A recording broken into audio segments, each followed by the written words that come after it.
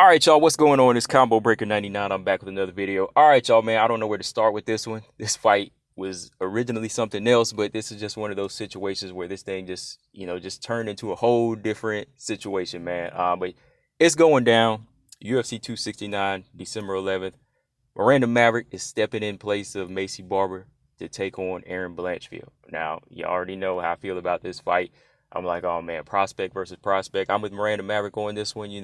I wish there was a way they could just, match these prospects up with the older vets and, kind of weed them out. But it's going down, man. As y'all know, let's go all the way back to November. This fight started off as Macy Barber versus Montana De La Rosa, right? And it was supposed to take place in like November, I think, yeah. But Montana De La Rosa, she had to pull out of the fight because of an injury. She had to have surgery. So Erin Blanchfield, she stepped in place of Macy Barber. Miranda wanted that rematch with Macy, but Macy didn't want that. She said she wanted the Roxanne rematch, but Roxanne didn't want that. So Erin Blanchfield, she steps in after her win over Sarah Alpar, right?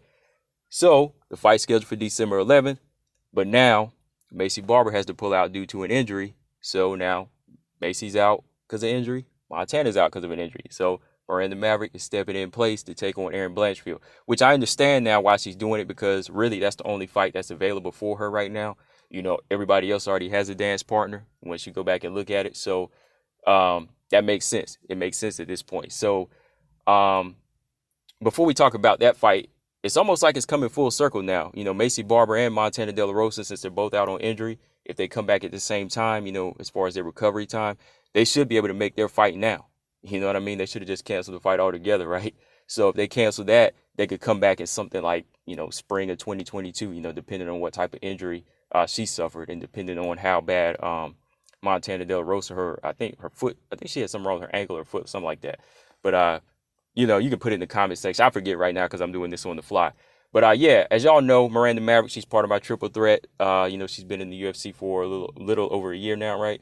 And she's 2-1. Technically, she's 3-0 to me, because I think she beat Macy Barber in her last fight, which was a split decision loss, right? So she defeated Liana Jojua, Jillian Robertson, and to me, she defeated Macy Barber. All right, and Erin Blanchfield, she made her flyweight debut against Sarah Alpar just a few months back. Dominant unanimous decision win for her. And it's like I've been telling y'all, Erin Blanchfield, I see something in her, versus some of these other fighters, who are just like raw talents. She's been bringing a new type of skill set into the lower part of the rankings, in my opinion. She's been coming in looking a little bit polished in the fighters that she's around. That's why I'm saying, like, that's what I mean by potential.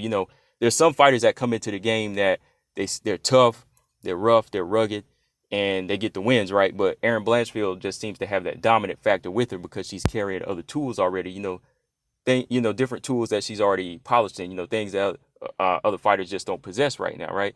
She's already got a good solid jiu-jitsu background, starting off at a young age. And, she's already been evolving, working on her kickboxing, because some fighters choose not to work on that stuff, right? So you have to give credit where credit is due. Somebody like Erin Blanchfield, she's seen the holes in her game early and said, let me go ahead and attack it now instead of, just letting it become a problem for me later, right? So she's definitely somebody that's on my radar, has potential to be part of that triple threat, make it a quadruple threat. Miranda Maverick, y'all know how I think about her. She's I think she's a very well-rounded fighter for the lower ranks, high IQ, very strong, physically strong. Just a few different things she needs to work on, I think, as well, just as far as her defense and, her pacing in the fight. I think that's what kind of caused to the Macy Barber fight. But my thoughts on this one here, like I said, there could be so many other better fights for these fighters where they could weed out the veterans. But, if it's going to go down, I'll take it. It's kind of like a fight for the number 15 spot here, right? Whoever wins this fight gets the number 15 spot, right? So it's got to happen. I'm not going to really do a breakdown for it now because it's something I just got to analyze. But just looking ahead, I do see this fight as being very, very tough to call right now. I just kind of have to go back and look at some of their fights in Invicta because I almost thought they were going to cross paths and Invicta at a time, because when they had that flyweight Phoenix Rising tournament and Miranda was in it, Deanna Bennett and so on was in it, I thought they were going to put Erin Blanchfield in it at the time, because they put her in it. Then, I was like, okay, we're going to see them fight. I knew sooner or later they were going to cross paths, though, sometime, whether it be Invicta or the UFC. If they were, though, in my opinion, I would have loved to see them fight in the top 10. That's when it would have been nice, to see them weeding out everybody else like the Jessica Eyes, Andrea Lees, and so on, and then get there. But now you got prospect versus prospect. I think it's going to be a good fight. You might see this as a grappling match, or you could see it as it could become a stand-up fight. That's what makes this fight exciting, when you think about it, because both fighters are working on becoming well-rounded. They're not just one-dimensional. I can't pick just one thing about Erin Blanchfield on her level that stands out. I mean, her jiu-jitsu is really very, very solid, though. I will say that. She does have that strength. And Miranda, I think she just has a grasp of, that ability to try to figure out her opponents on the fly. She knows how to adapt to certain situations. So it's going down. Like I said, man, I'm definitely going to watch this fight. Definitely going to check it out. And it's hard to root for one or the other in this one. But yeah, going back to Montana and Macy, though, it kind of comes full circle for them. Both fighters had to pull out because of an injury. Depending on what Macy Barber's injury is, like I said, they could probably come back sometime in 2022.